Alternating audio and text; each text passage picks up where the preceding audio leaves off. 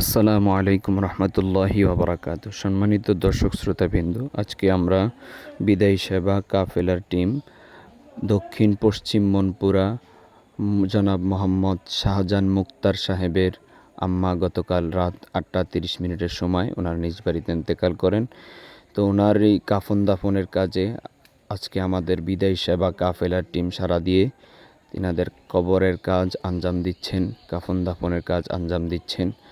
তো বিশেষ করে বলবো, আপনারা সবাই ইনার রুহের মাগফিরাতের জন্য দোয়া করবেন এবং আমাদের সাথে জানাজায় শরিক হবেন। জানাজার নামাজের সময় হলো আজ সকাল 9:30 সময় পশ্চিম মনপুরা কেন্দ্রীয় ঈদগাহ ময়দানে অনুষ্ঠিত হবে। পশ্চিম মনপুরা কেন্দ্রীয় ঈদগাহ ময়দানে অনুষ্ঠিত হবে।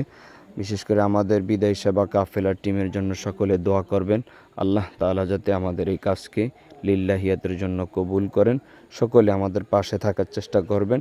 সকলকে জানাই আন্তরিক মোবারকবাদ, ধন্যবাদ।